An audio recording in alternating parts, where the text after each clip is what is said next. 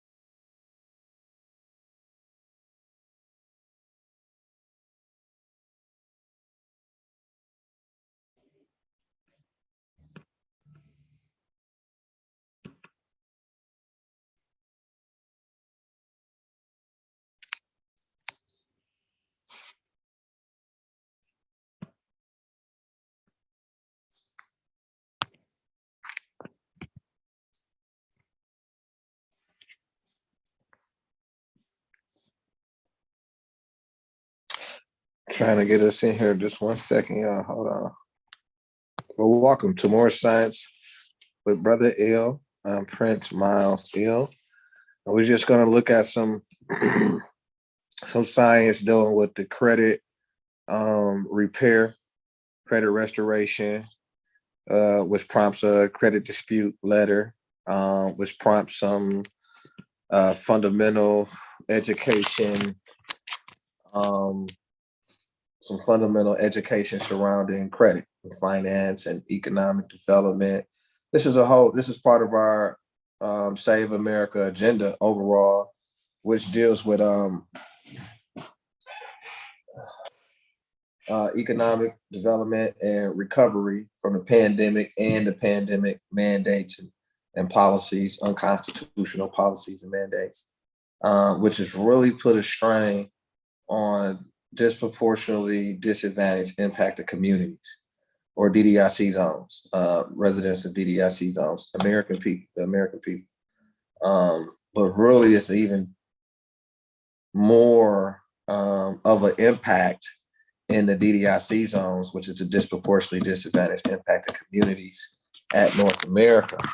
And so these policies has been, with the rise in inflation, the rise in gas prices, went from like $1.86 to nearly $4 in some areas, more than that. The expenditures, what it costs to live in America today has really went up in the last, in the last 10, 11 months here. So in regards to that, in response to that, we have to put together these kinds of clinics and informative pieces to dispense this information to the public from each and every platform that we have available for us to utilize for the American public to be aware when it comes to how to navigate through this pandemic there's really this bio warfare against the American people and humanity. And so this is going to be critical as this pandemic has really collapsed economies all across the world. So this is an issue that all of us, the humanity has to focus on here. This is a reality for humanity, an issue for humanity. So give me 1 second so I can tap in.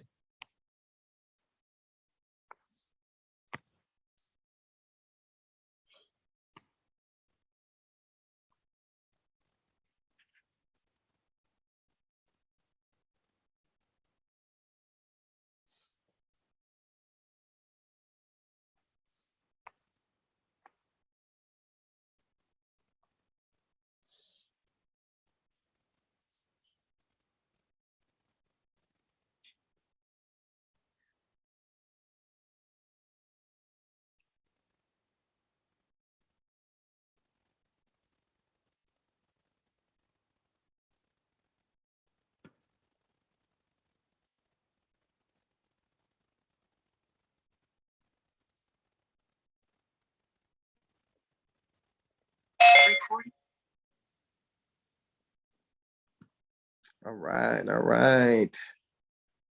Let's see here.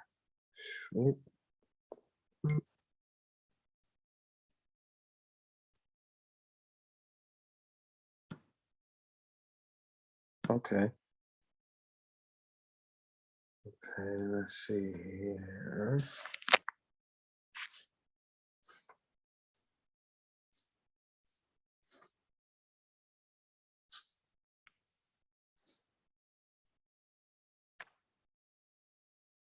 Okay.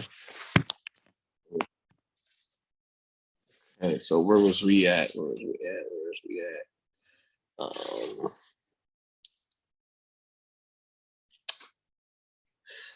Let's see. Share screen.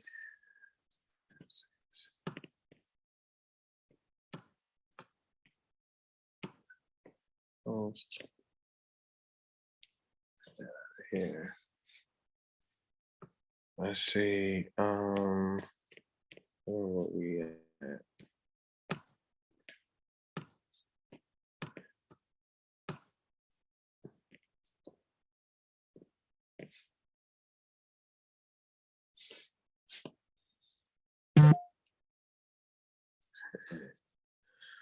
So where are we?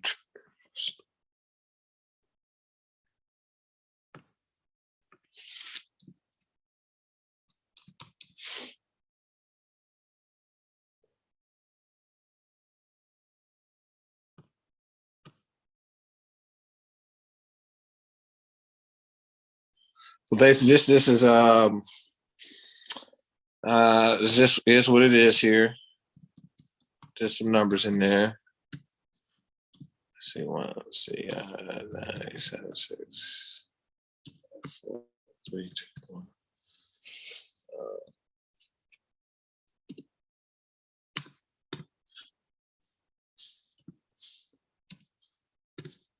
Let's see.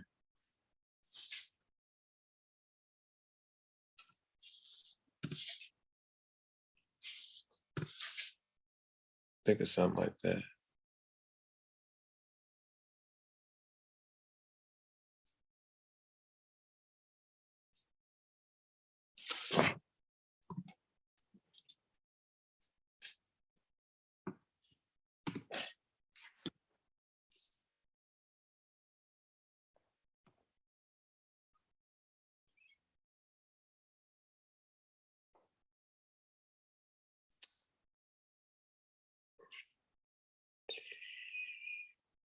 Give me 1 second. Let me see here. Oh, before I get to that, that's what I was looking for. Before I get to that, let me see.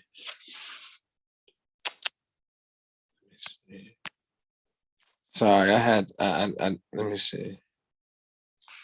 I was actually in the office working. And I said, you know what, let me Let me go and get this, put this on my site. And, so, but I don't want to rob the people.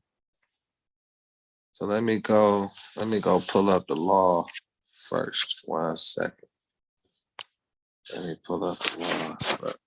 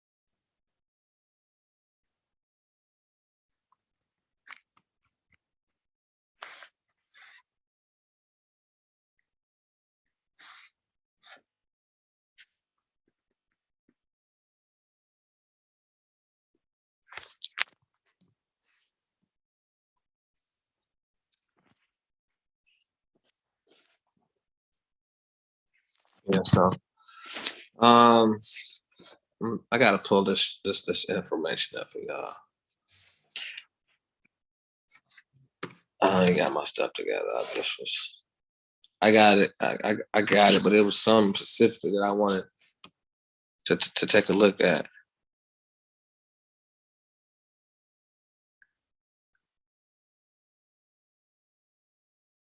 You know, something else I wanted to look at. Amount of damages.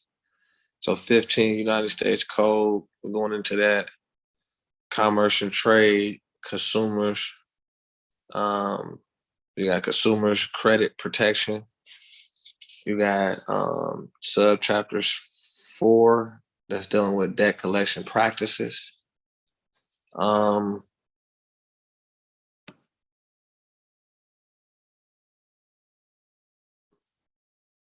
We're gonna pull this up for y'all to see. So let me pull this up. We can get that out of here. Where is the paper? Say here. All right.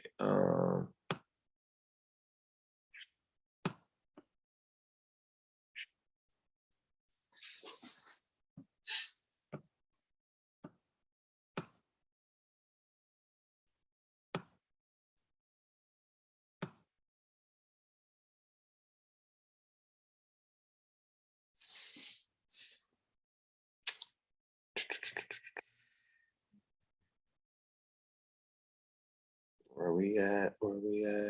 Let's see. Share screen. Let's see here. Boom. So we can see we got US United States Code. These are laws of the United States. So if you want to understand US Constitution 6, it says right here in clause 2. So it says right here in clause 2, the Constitution and the laws of the United States. So this is what they refer to as the United States, the laws of the United States, the United States Code. It's codified or it's expressed, or you can find it at the laws of the United States at United States codes. And these laws shall be made, which shall be made in pursuance thereof, and all treaties made, or which shall be made under the authority of the United States, shall be the supreme law of the land. And the judges in every state shall be bound thereby anything in the Constitution or the laws of any state to the contrary notwithstanding. So that's the foundation. And you know, the Constitution is the law of the land. This Constitution and the laws of the United States, which shall be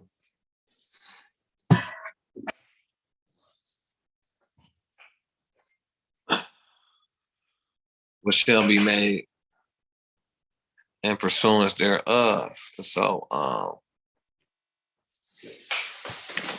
there you have it. I'll take a second to read the whole joint.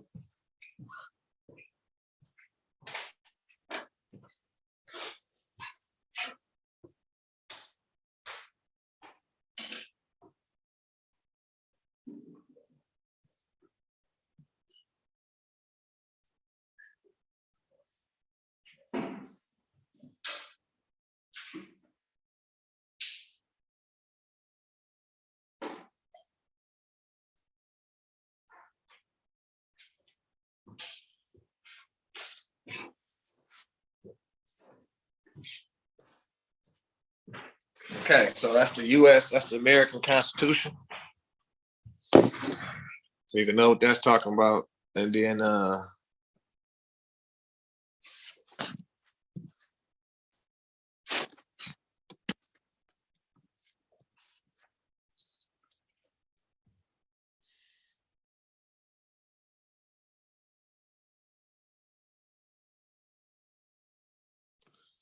so you can understand the money or the finance of the United States.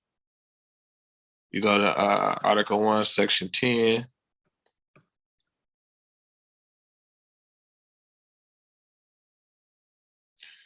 And basically say no state shall, this American Constitution for the United States, this Article 1, Section 10 from 1789, ratified in 1790, still in force. So it states no state shall enter into any treaty, but the good part is here, no state shall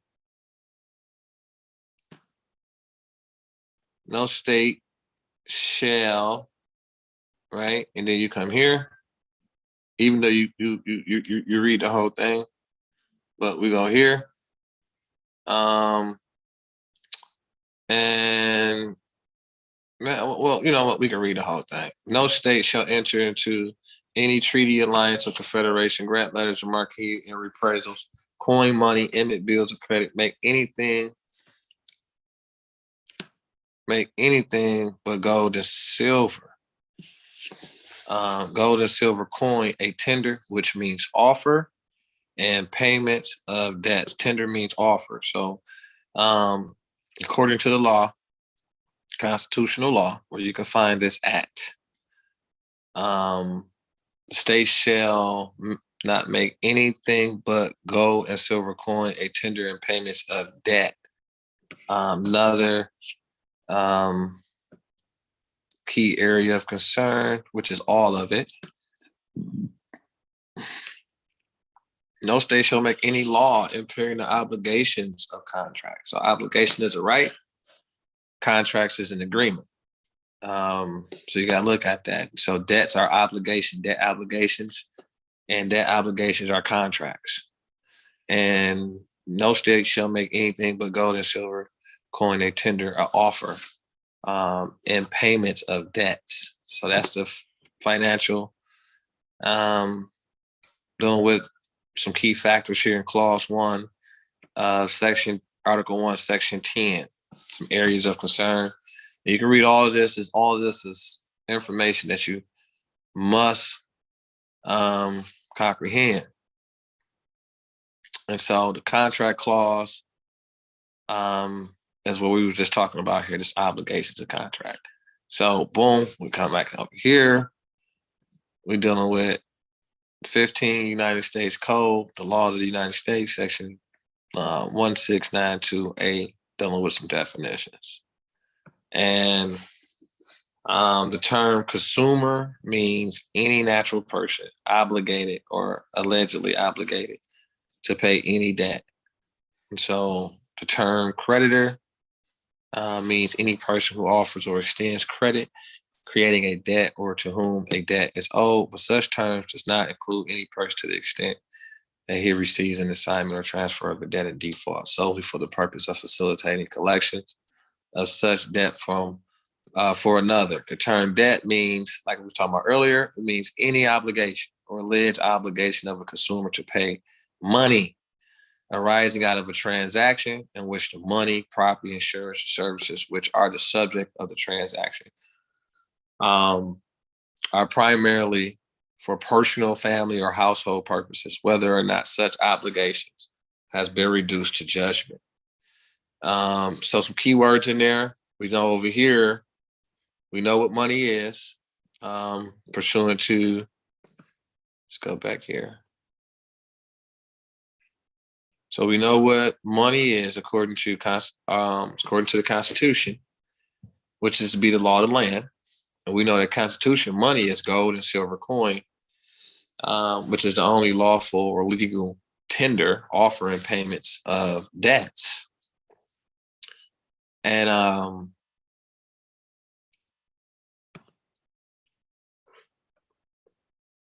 we know that debts, the term debt, according to 15 USC, its definitions at 1692A, debt means obligation or any alleged obligation of a consumer. And so we just heard the sister here kind of break down for us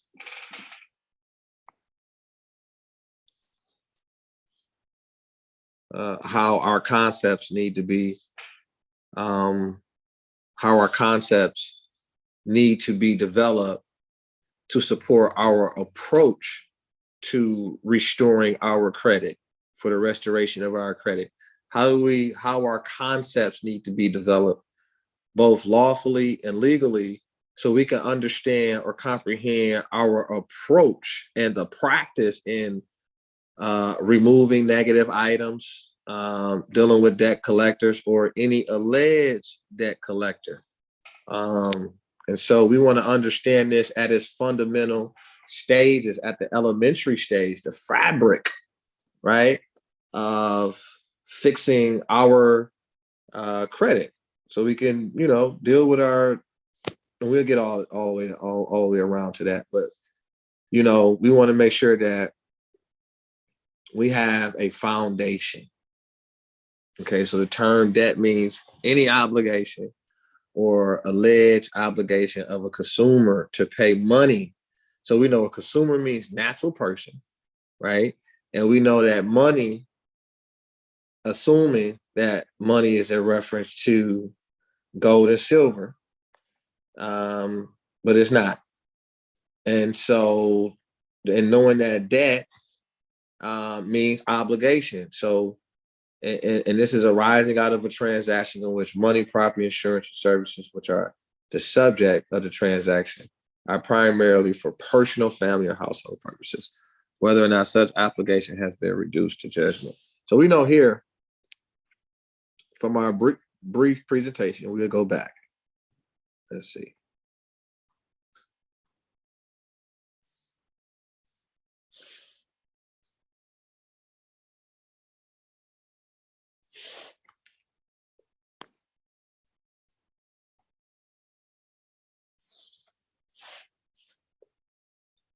Give me a second. I'm just, okay, bam, got it. Boom, got that. So we got the host back. We're going to share screen.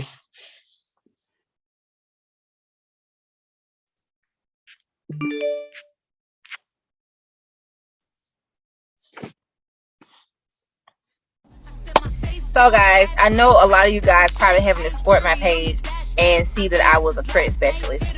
Let me show you. So Academic Credit is the name of my credit company. I just want to come by and drop a jewel on you guys about how to get certain things and collections off your credit.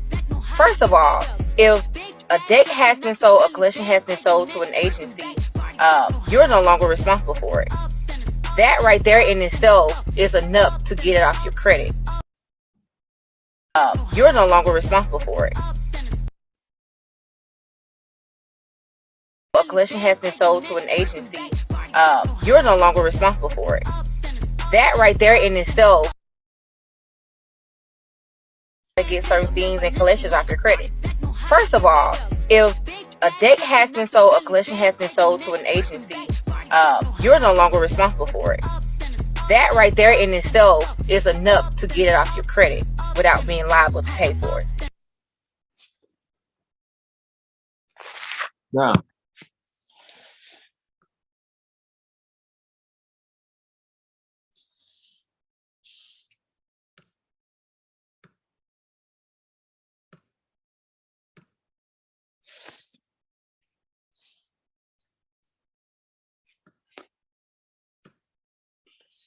now,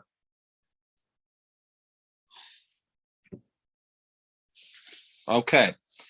So as the young lady just talked about, that when a debt, an obligation, right? And let's see if they have a definition for obligation.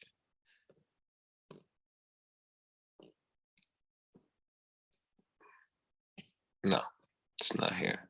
Let's see if it's on the next page.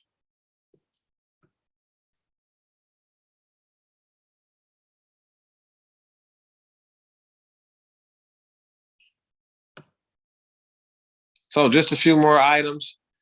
So the term creditor means any person who offers or extends credit, creating a debt, or to whom a debt is owed. But such terms do not include any person to the extent that he receives an assignment or transfer of a debt in default solely for the purpose of facilitating collections of such debt for another. So that means the debt collector is not the creditor. Okay, and you are the creditor. So the term debt means any obligation. The term debt collector means any person who uses any instrumentality of interstate commerce or the mails in any business, the principal purpose of which is the collection of any debts, or who regularly collects or attempts to collect directly or indirectly debts owed or due or asserted to be owed or due another, notwithstanding the exclusion provided by the clause F of the last sentence of this paragraph. The term includes any creditor who, in the process of collecting his own debts, uses any name other than his own, which would indicate that a third person is collecting or attempts to collect such debt. For the purpose of section 1692F6 of this title, such term also includes any person who uses any instrumentality of interstate commerce or the mails in any business, or the mails in any business, the principal purpose of which is the enforcement of security interests. The term does not include the following, right? And so you guys can pause this and read it yourselves. Boom. Now, let's go, where were we at? So when we get to this stage, not that one. Let's see here. When we get to this stage,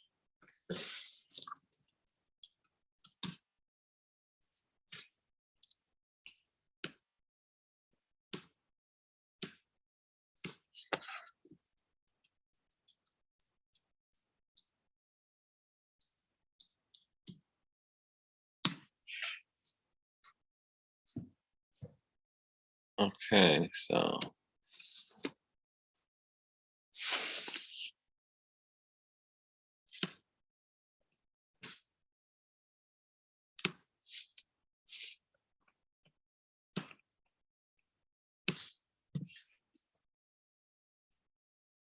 okay.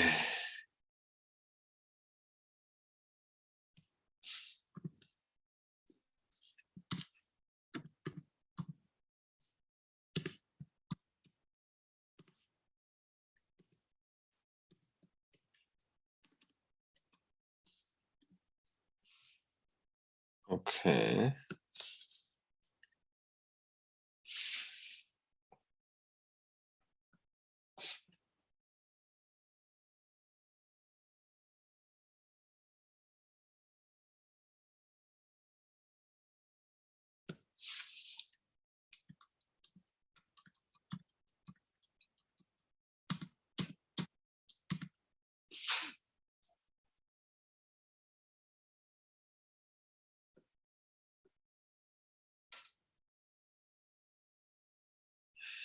And so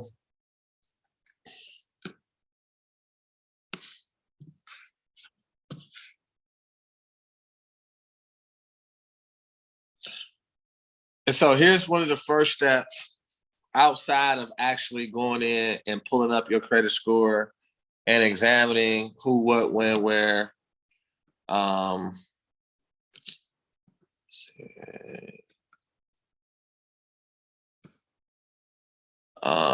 I was actually working, so just kind of changing some stuff up real quick.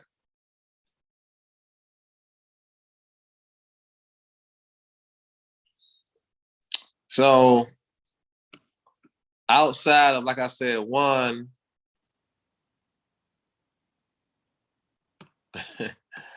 this is an old document, man, from back in the day that we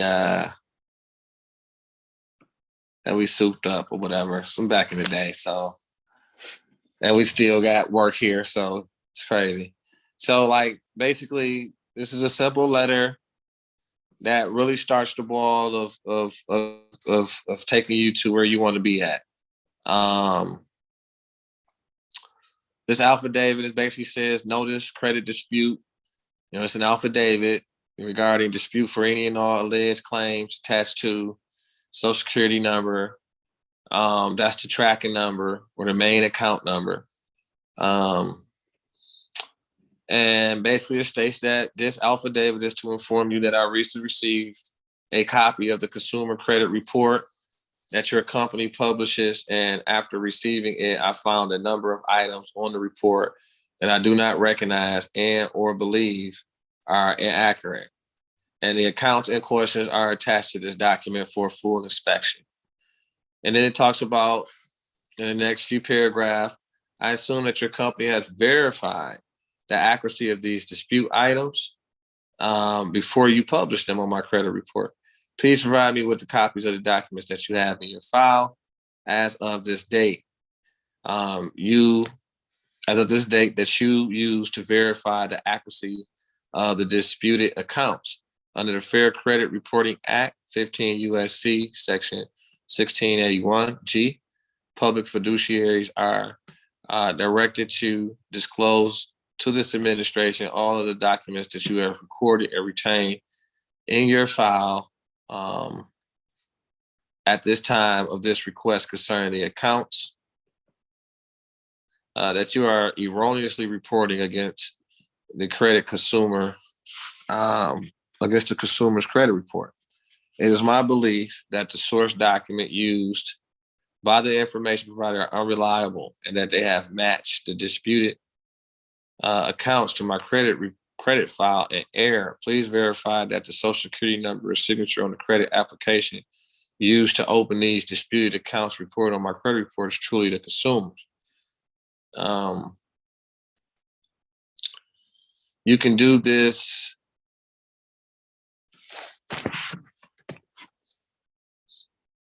You can do this by sending this administration a copy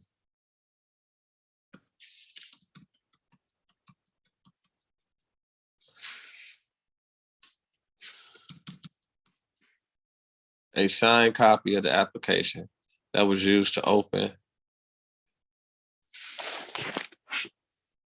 a signed copy of the credit application that was used to open the disputed accounts.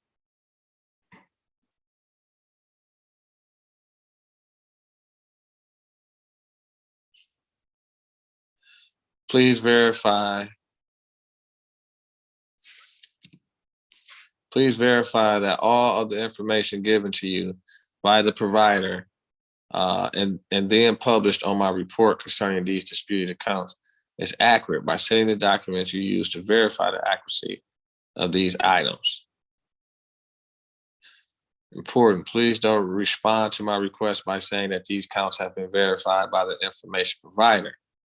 Send me copies of the documents that you have retained in your files that your company used to verify the accuracy of these disputed accounts.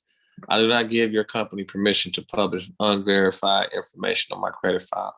The public fiduciaries are directed legally to to legally verify the accuracy of these disputed items and not to just parrot what the information provider tells you. By publishing these unverified items on my credit report, you are in violation of the Fair Credit Reporting Act, and by distributing my credit report to third parties, you are damaging my reputation. And you are, in my case, have. Right. But I'm gonna keep it like it is. Are damaging my reputation and credit worthiness, i.e., breach of trust.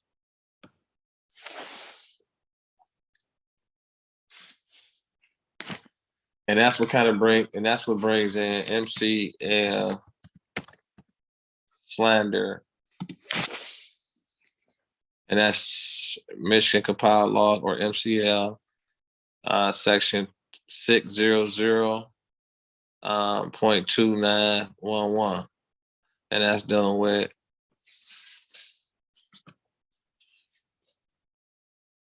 it brings in this one as well.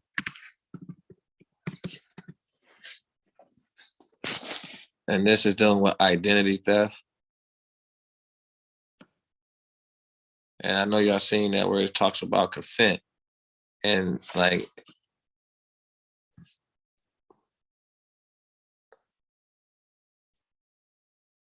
it talks in D right here.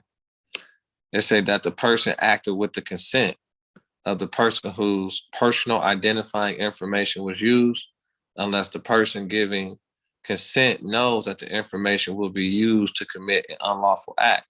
And so what this dealing with is the Identity Theft Protection Act. Act 452 of 2004, Chapter 445, Section 65 prohibits acts, violations, and defense in civil action or criminal prosecution, burden of proof. And so what this talks about in Section 5.1a, a person shall not do any of the following.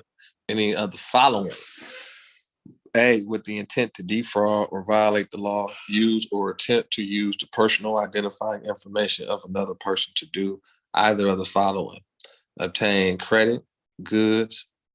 1, obtain credit, goods, services, money, property, a vital record or confidential telephone record, medical records, or information or employment. 2, to commit another unlawful act by B, concealing, withholding, or misrepresenting the person's identity. Use or attempt to use the person identifying information of another person to do either of the following.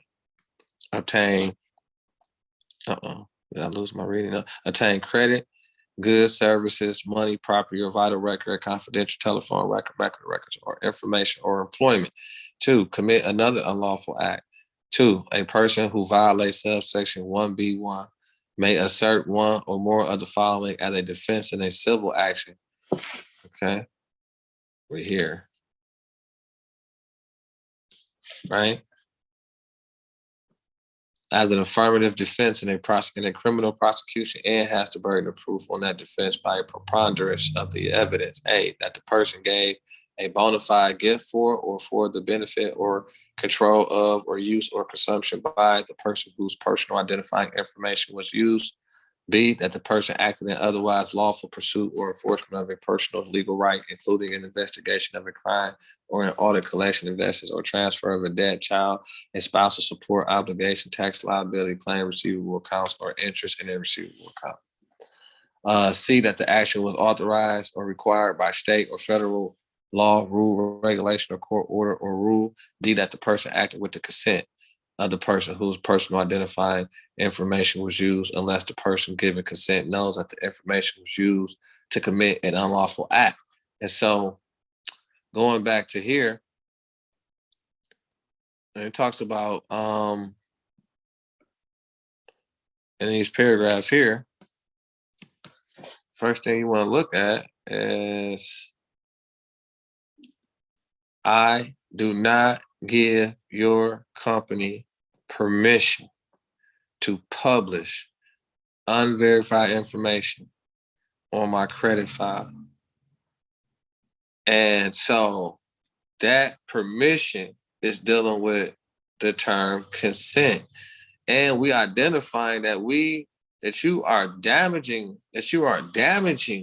my reputation and credit worthiness, causing a crisis.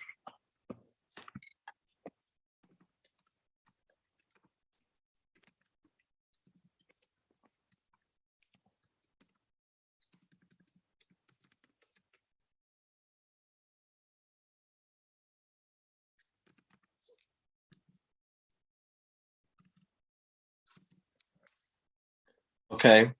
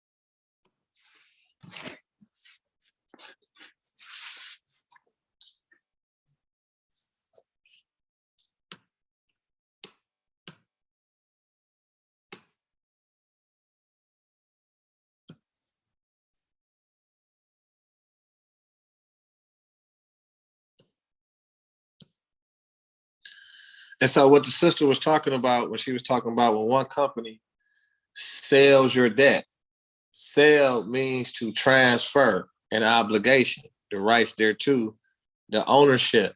And so what they did was transfer the ownership. Basically, the obligation creates an account. And so in this case, let's see here.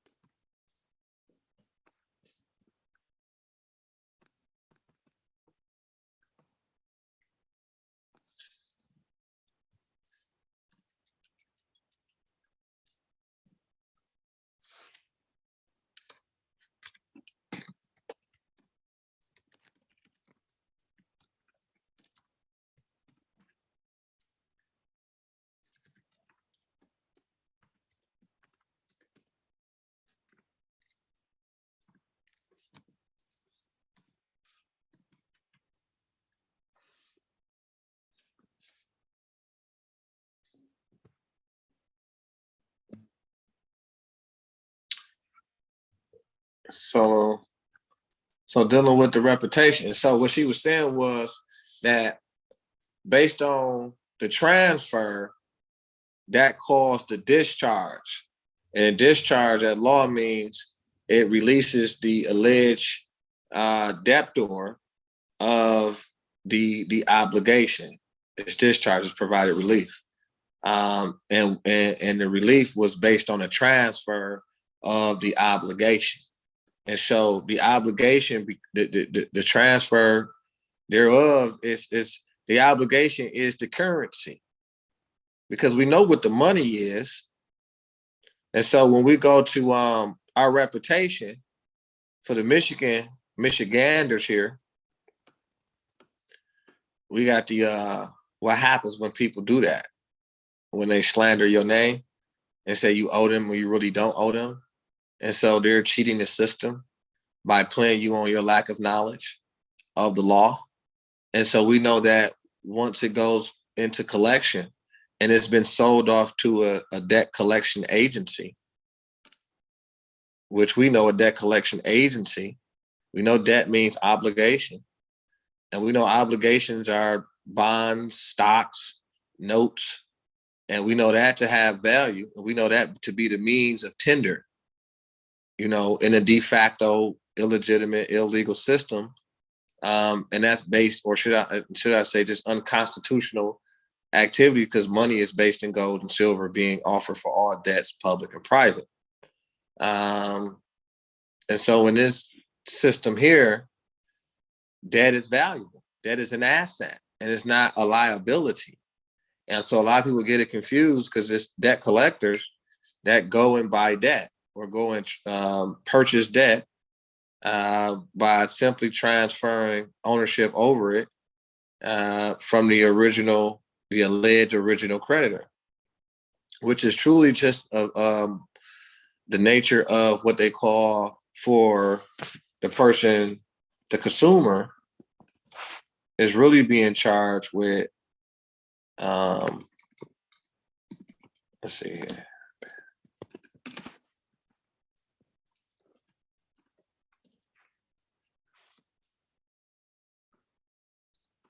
So really for the consumer, which we know is who? Who is the consumer? Let's see here. Who is the consumer?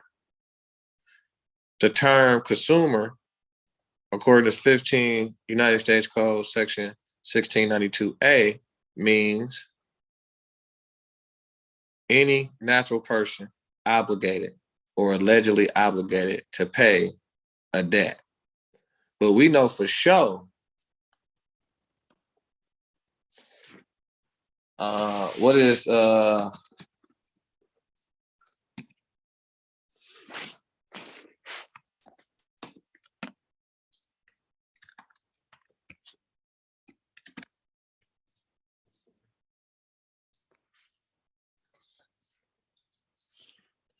state or condition of one who is bankrupt. All right, what is bankrupt? Amenability of the bank, the conditioning of one who is committed an act of bankruptcy.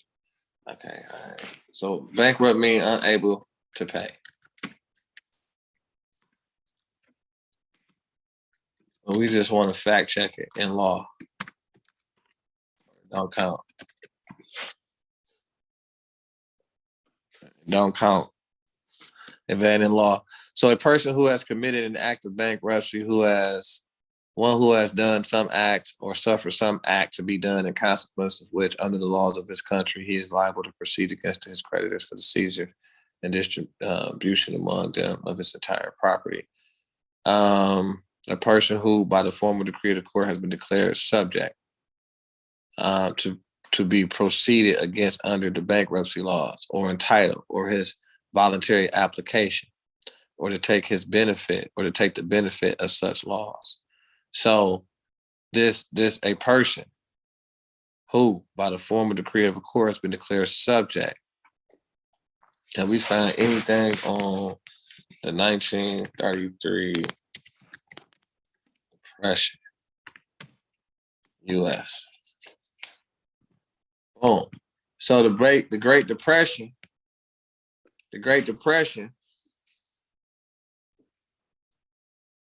right, which is history. And we don't want to go, let's see, what's in here? What's in here? Okay, here you go. The Great Depression was the worst economic downturn in the history of the industrialized world, lasting from the stock market crash in 1929 to 1939. So the Great Depression was the great bankruptcy. Okay, this bankruptcy happened, and it was declared in 33. You know, from 1929. It's funny because Sanya the Prophet was murdered. However, so this bankruptcy, happened in the United States. By the 1933, when the Great Depression reached its lowest point, some 15 million Americans were unemployed. Nearly half of the country's banks had failed. So this had caused the bankruptcy of the United States, and then it caused the great, let's see, reorganization of the United States. So, so they had to the great reorganization of the United States. Hold on, let me come in here. Not the reorganization. What is that called?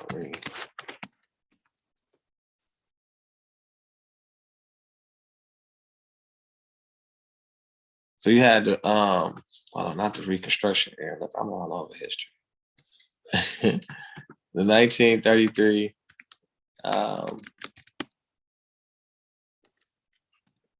It was something I was looking for. I can't even think of it. Okay, boom. So you had issues like the Emergency Banking Act, March 9th, 1933, dealing with Roosevelt, right? And you had the bank holiday, right?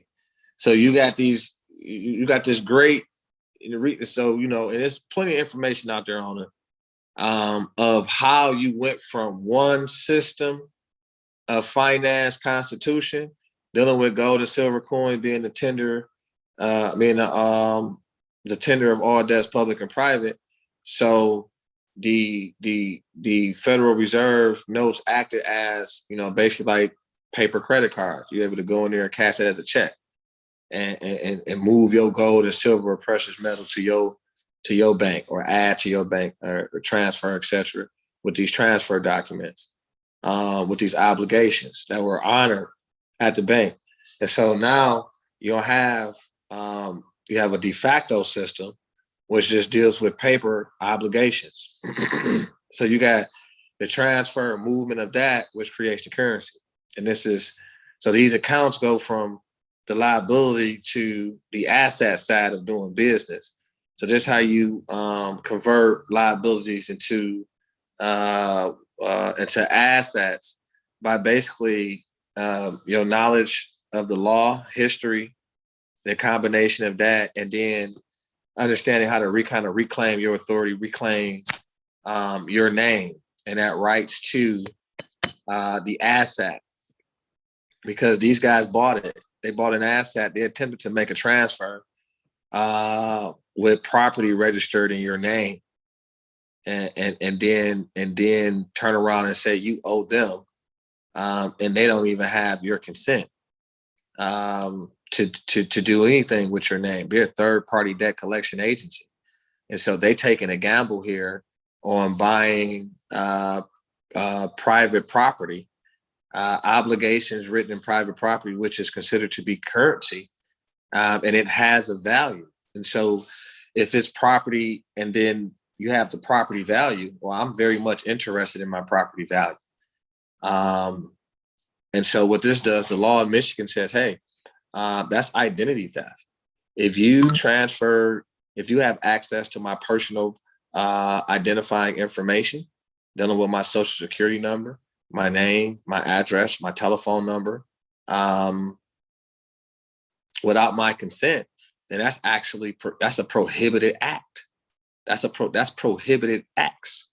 The person shall not do any of that.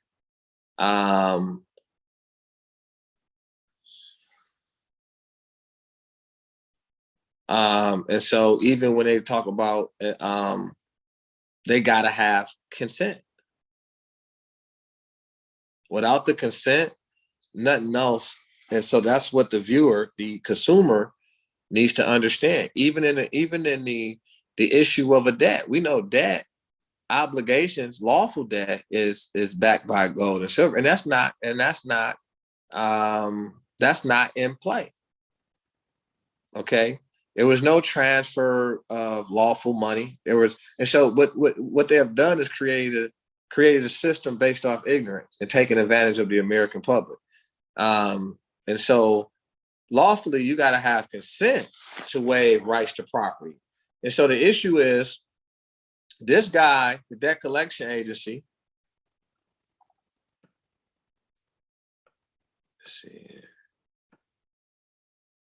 the debt collection agency, right, or any instrumentality thereof, right, who's coming to collect or attempt to collect, directly or indirectly, debt's owed. You say, well, what debt are you talking about? Well, the debt means obligation or alleged obligation of a consumer, which is in reference to a natural person. Now, we know for a fact that and let's go to here, that allege this social security number is a social security trust, or you don't even have to, you know,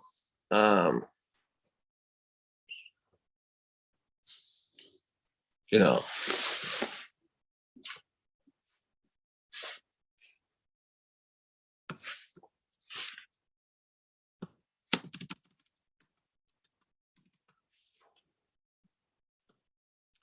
now we know for sure that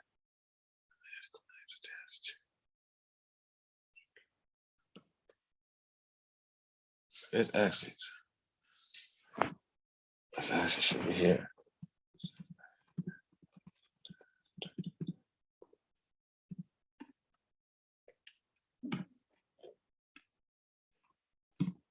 Boom.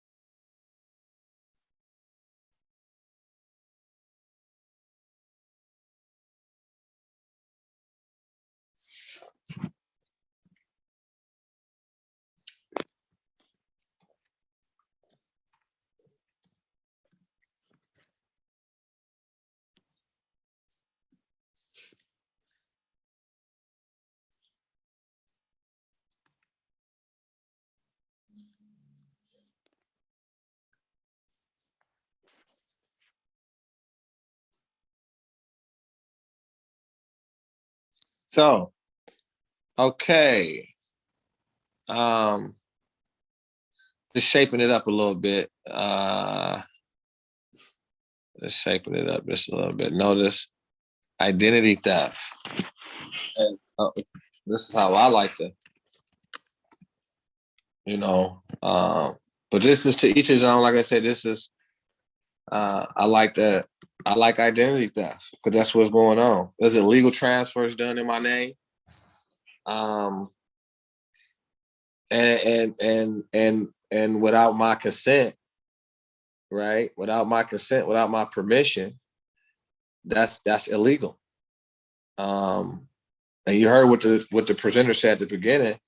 Once they sell, once it goes to collection, which normally is a normal practice, which means it's been bought or transferred to another, and that right there is an inaccuracy because you don't have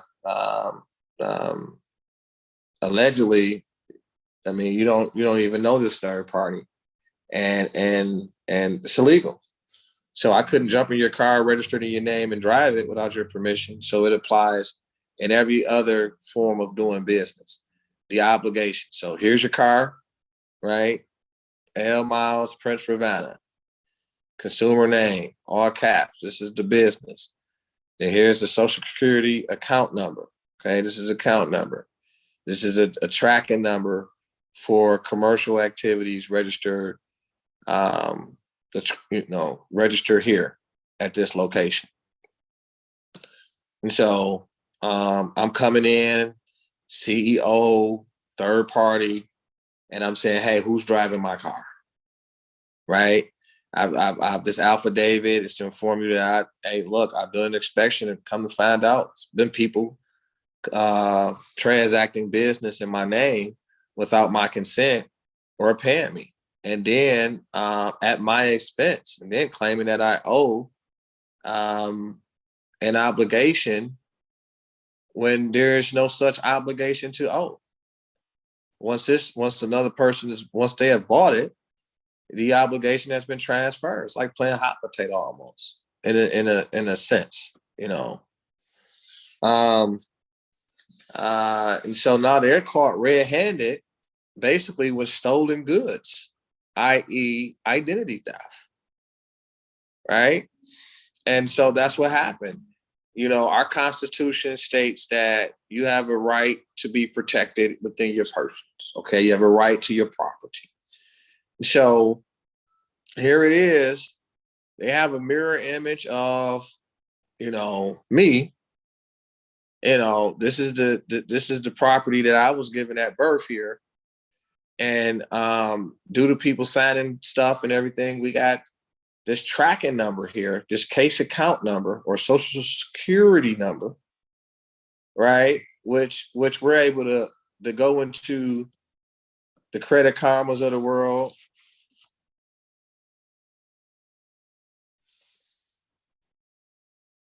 Right? And it's ugly when we get in here. And so while that's doing its job to pull up here. And so that's what she's talking about. When they transfer, and what they're doing is saying, because right now you're the owner. And so you're the, as we like to say, the trust beneficiary, because we're dealing with liability. So obligations, a person, you know, liability, obligations, liability. So a person is trying to avoid liability. And so on the so-called alleged obligation, well, the obligation, somebody bought that obligation, which is evidence that obligation allegedly bought, because we know they didn't use constitutional money, because constitutional money is gold and silver. So we know they didn't do that. So they were able to use the debt and use it as and extract. That's what I want to say. Extract this value, right? And so they was able to purchase a bond from a Wall Street junkies. They were able to purchase this bond, which is an obligation, right? And they able to, you know, redeem this bond for its face value. And now they taking out the interest, the additional interest with me, right? So they already really the account, the alleged account is already settled. Let's see here.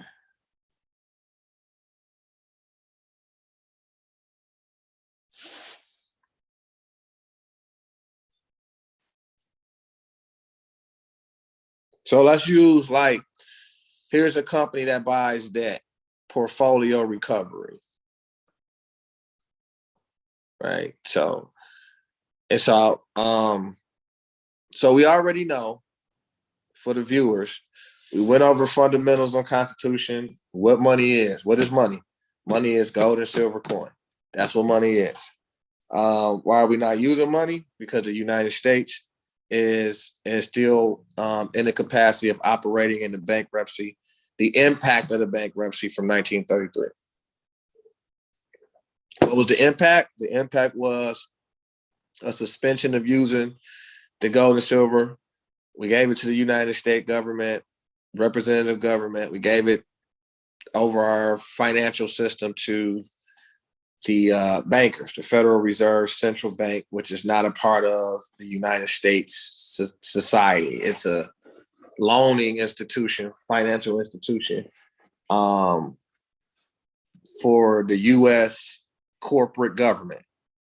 It borrows money, and the money is to support our economy, and it pays this substitute money back at an interest. And the secure interest in this paper money, which gives it its value, is American property. American property rights and then taxation. And so anyway, that's what we had went over. So now you know what money is. Money is gold and silver coin, according to Article 1, Section 10, what our obligations in the 21st century. Obligations is currency, meaning substitute money, and people buy bonds, and that's where you get debt collection agencies from. And when you create an obligation, you also are creating currency, commercial currency. And so the obligation is actually valuable to purchase. That's why they purchase it. And they're able to redeem that obligation for its value over a period of time. And so this great attack on the American people is that they don't know the system. They don't know their laws. And as a result, they're being taxed to death. The poor is getting poorer, and the richer is getting poorer. And the nation is under attack by other nations because they know that we don't know, and it's weakening our country.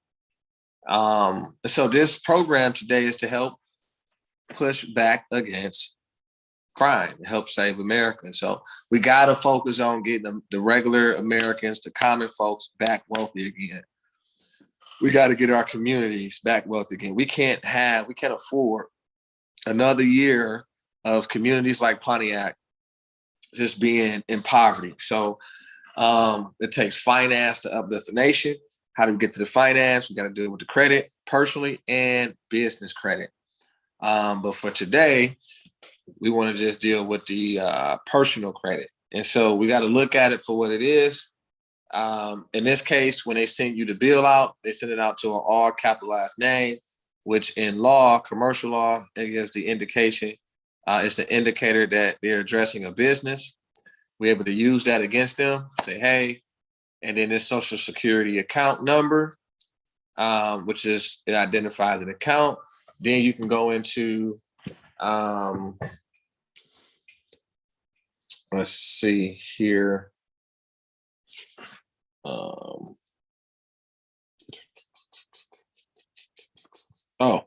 So that's what it is. Because it already talks about, so boom, boom, boom, boom, boom.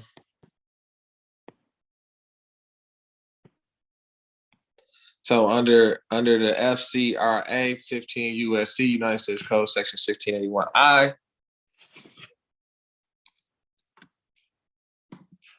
so basically what Michigan is saying is somebody do you like this, you can bring them to court under those statutes. You can bring them to court under those statutes.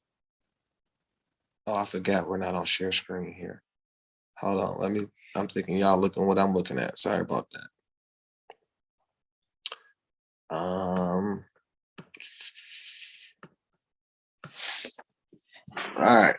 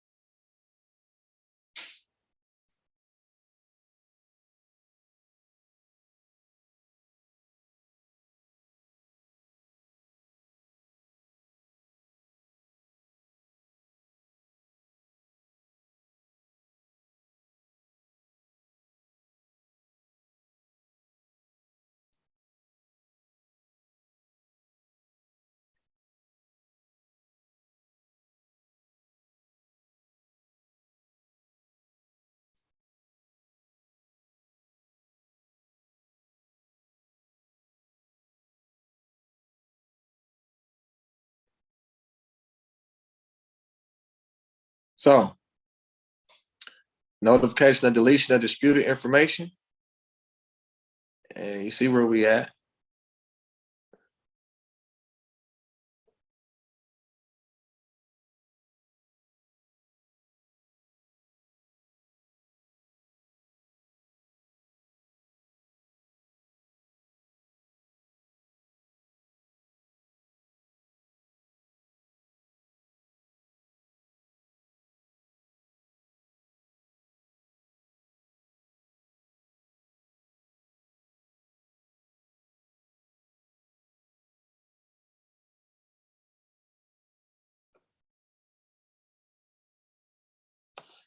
Wow, look at this one. So you can even have it's like you can have it expedited. This what's to say dispute resolution. If a dispute regarding an item expression in a consumer file at a consumer's report agency is resolved in accordance with paragraph 5A by deletion of this disputed information, but not later than 3 business days after the date on which the agency received notice of the dispute from the consumer in accordance with paragraph 1A, being the agency shall not require to comply with the paragraphs 2, 6, and 7 with respect to the dispute. The agency A provides prompt notice of deletion to the consumer by telephone. Okay.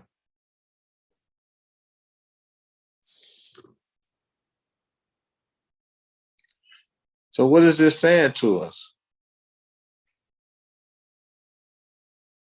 If a dispute regarding an item of information in a consumer's file at a consumer's reporting agency is resolved in accordance with paragraph 5A. Okay. In accordance with 5A.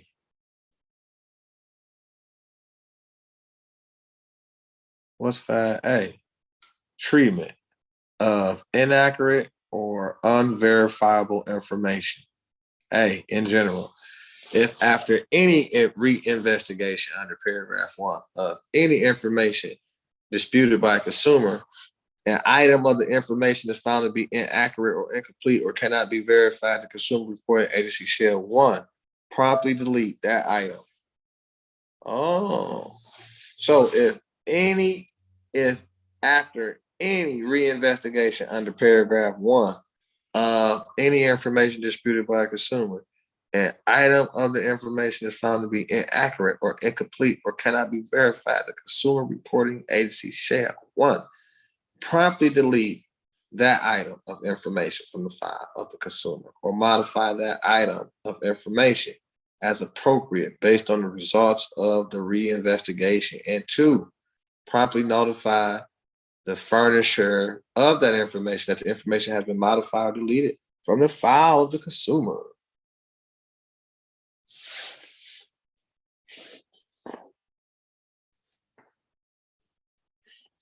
Consumer's file, consumer's very A. The information may not be reinserted in the file by the consumer reporting agency unless the person who furnished the information certifies the information is complete and accurate. 2, notice to also they got to certify. See that? Certification of accuracy of information. If any information is deleted from a consumer's file pursuant to subparagraph A, the information may be reinserted in the file by the consumer reporting agency unless persons who furnishes the information certifies the information is complete and accurate. Notice to consumer. 2, if any information that has been deleted from the consumer's file pursuant to subparagraph A is reinserted in the file, consumer reporting agency shall notify the consumer of the reinsertion in writing not later than 5 business days after the reinsertion, or if authorized by the consumer for that purpose by any other means available to the agency. 3, additional information as part of or in addition to the notice under clause 2, a consumer reporting agency shall provide to a consumer in writing not later than 5 business days after the date of the reinsertion. 1, a statement that the disputed information has been reinserted. 2, the business name and address of any furnisher of information contacted and the telephone number of such furnisher if reasonably available, or of any furnisher of information that connected the consumer reporting agency in connection with the reinsertion of such information. And 3, a notice that the consumer has the right to add a statement to the consumer's file disputing the accuracy or completeness of the disputed information. C, procedures to prevent reappearance.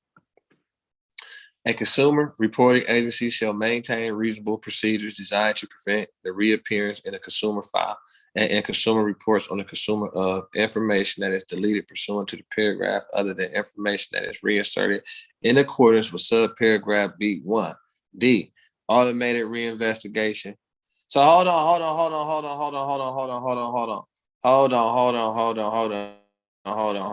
on. Procedures to prevent reappearance. A consumer reporting agency shall maintain reasonable procedures designed to prevent the reappearance in a consumer's file and the consumer reports on a consumer of information that is deleted pursuant to this paragraph, other than information that is reinserted in accordance with paragraph B1. Okay, so we shall to prevent and in consumers report on consumers of information that is deleted, other than information that is reinserted in accordance with subparagraph B1.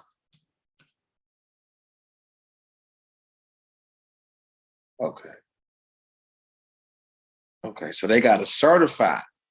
So once you challenge,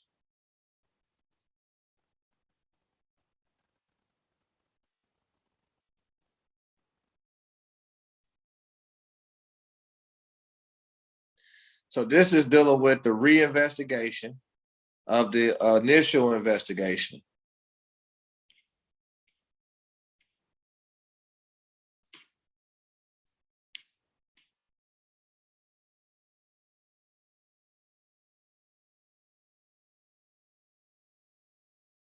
So this is dealing with reinvestigations of disputed information. So basically, once you got it off from your initial dispute, it can be reinserted on your account upon a reinvestigation. And this is subject to subsection F, except as provided in subsection G.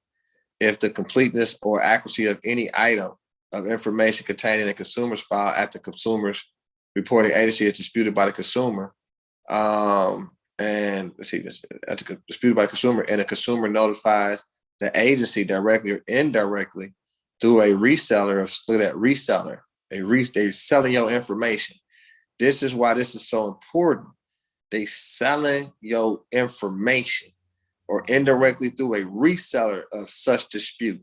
The agency shall, free of charge, conduct a reasonable reinvestigation to determine whether the disputed information is inaccurate and record the current status of the disputed information or delete the item from the file in accordance with the paragraph 5 before the end of 30 days, period, beginning on the date of which the agency received the notice of dispute from the consumer or the reseller.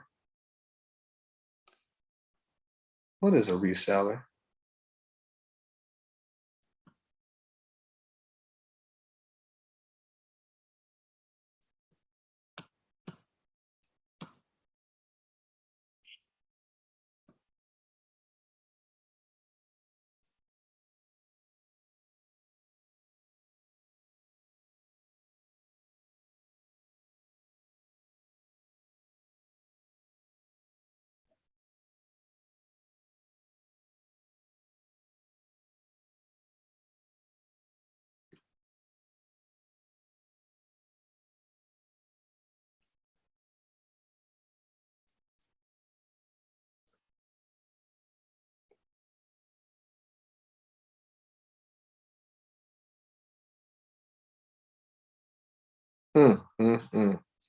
So yeah. So this is what a reseller is. Consumer reporting agency. What are they reporting? What are they selling and reselling? Your personal, private, identifying information in violation of 445.65 Act 452 of 2004 prohibited acts, violations, defense in civil action or criminal prosecution, and burden of proof. So any person, right, may not do anything without your consent in your name to obtain credit, goods, services, money, property, or vital records, etc., etc., etc., etc., etc. And they can't withhold or misrepresent a person's identity, use or attempt to use the personal identifying information of another. So these consumer reporting agencies, in conjunction with the data furnishers, i.e. third-party debt collection agencies, has been making buku money off our private intellectual property, which is the name. And through this de facto version, they didn't create their own name, a way to create a mirror image to tax you on your credit worthiness and doing business every day. So this is the episode where you can take your power back, right? This is about financial freedom, with understanding what's in rotation. And the rotation is, this is a bankrupt entity. Here's the account tracking number, master account tracking number. All obligations is registered here in this name, and all commercial activities is recorded here when it gets to that. So you get a house mortgage in your name, is tracked here in your social security account number. And that becomes its own, basically, a bank, where it has an account for basically all of the value that's registered in this name, in this business name here. So which prompts you to act as, what we call the trust beneficiaries, the original creditors. Let's see here, to act as the manager. Say, hey, well, I can't do anything with you guys reporting all these negatives on my name. So you draft a letter that looks like this.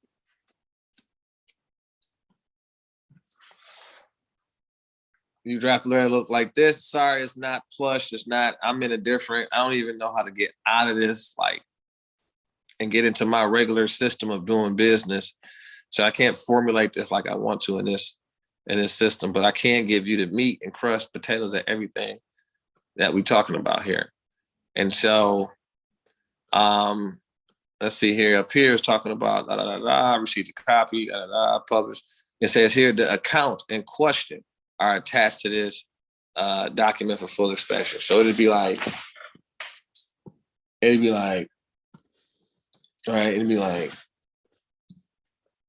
like this. It'd be like account.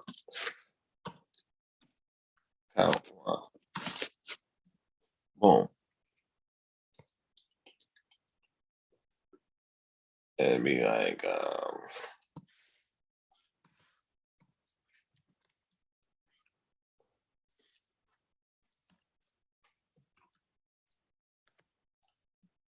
it'd be like this.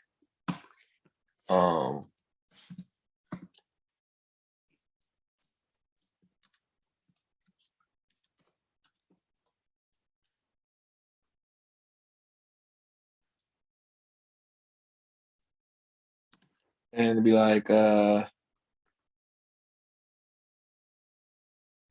trying to think, as it says,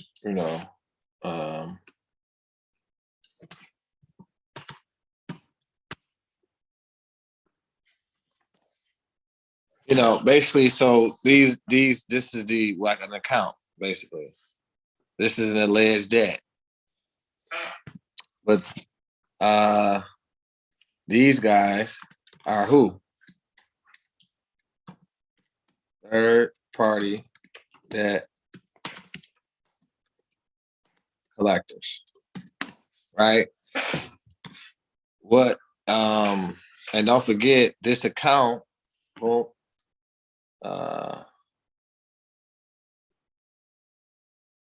okay, so that's boom, boom, boom. So boom, then you come down here and then you say account value, alleged value, boom.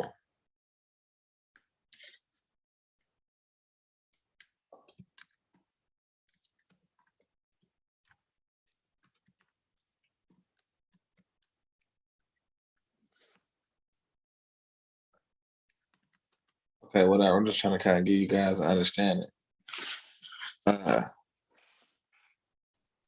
You know, we kind of want to look at it for what it is. So,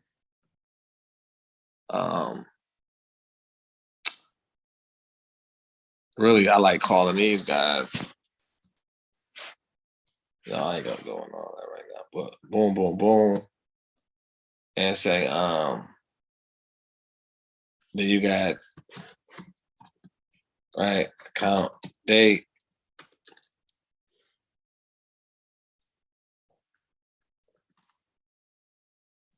You know, 07 02 19 55 66. Excuse me.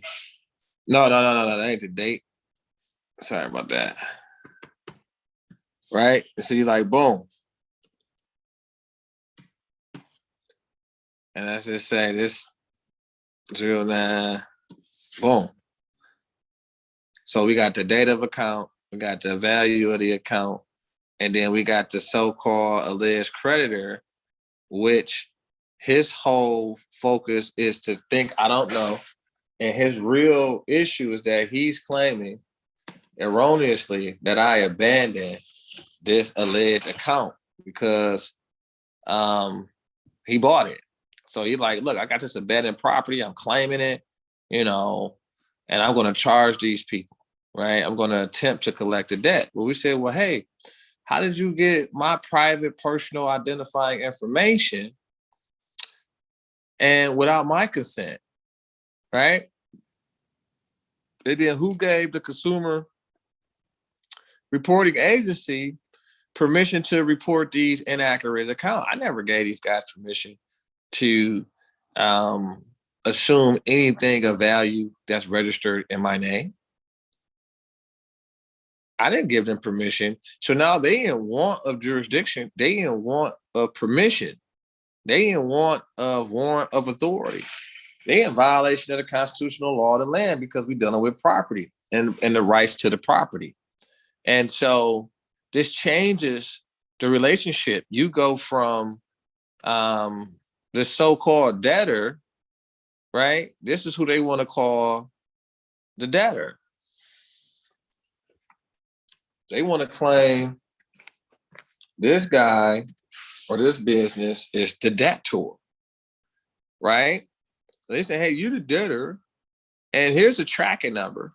So if somebody wants to go pull my credit, it'll say that I owe these guys for this much, and this is when the account was opened up, and these and this in collections, right? Meaning that somebody is calling you, bugging you about an account that's registered in your name, and it's about $4,500 in face value there.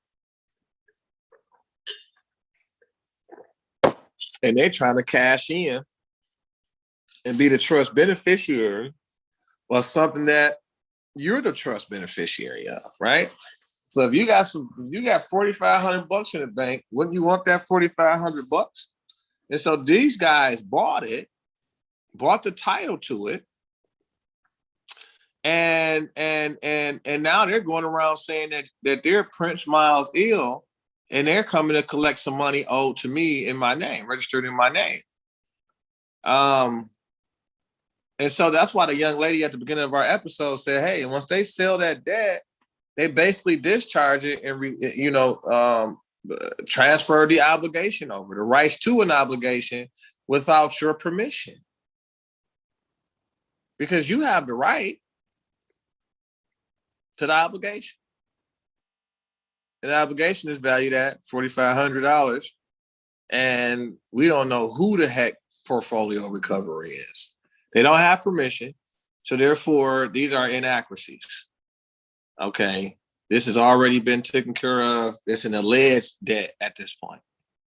And this is what prompted the letter that we read over earlier. And so you have to, once you send this off, you just follow the instructions that the law give here. And it just talks to, if you do not have any documentations in your files that verify the accuracy of these disputed accounts, you are hereby ordered to delete them immediately as required under section 611A5, A1, public fiduciaries has not verified the accuracy of these accounts. At best, you have only paired it with the information provider told you. The law is clear that the credit reporting agency does not comply with the verification requirements of 1681I if it simply pairs the information provider electronic response. And public fiduciaries have cause.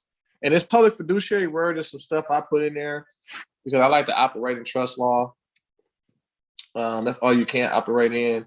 But we're actually talking about the credit,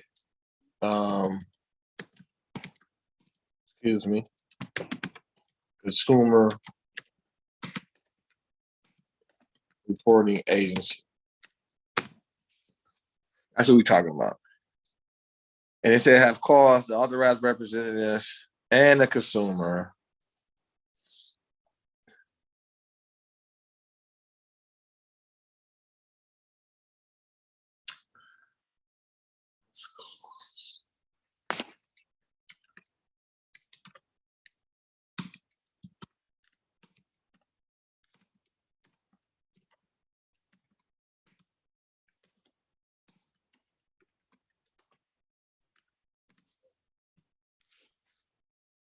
okay. We're at the end here. Boom. Under the Fair Credit Reporting Act, 15 USC, Section 1681I, all unverified accounts must be promptly deleted. Therefore, if you are unable to provide me with a copy of the verifiable proof that you have on file for each of the accounts listed below within 21 days of the receipt of this letter, then you must remove these accounts from my credit report. Both fiduciaries have 21 days from the receipt of this, with a copy of an updated, corrected credit report showing these items removed. See attached for non-performance. All accounts attached.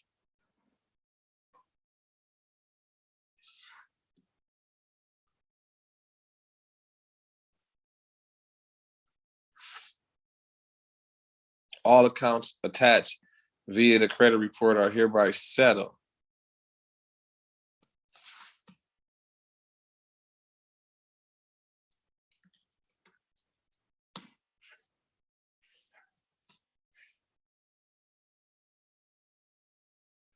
So furthermore, I demand the following attached accounts be legally verified or removed immediately.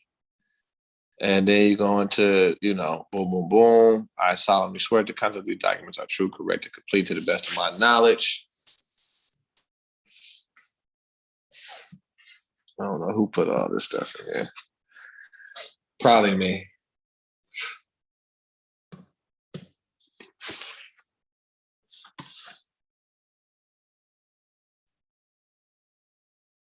Boom. DN. Put whatever header you want. And that's it, man. That's the crust of it. You can pause. You can write this out. You know what I'm saying? You can use it, however.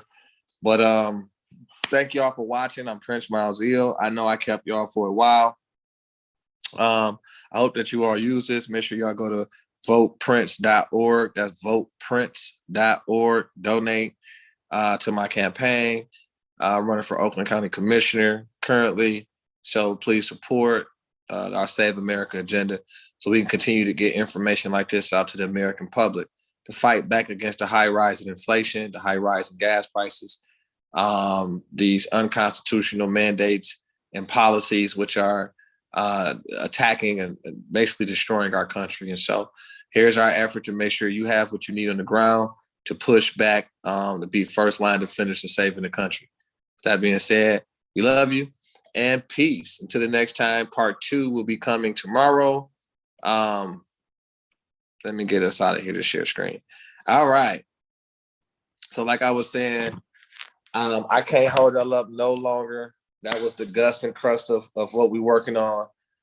We'll be out here for part 2 to not only save our country, to make sure it's great and wealthy.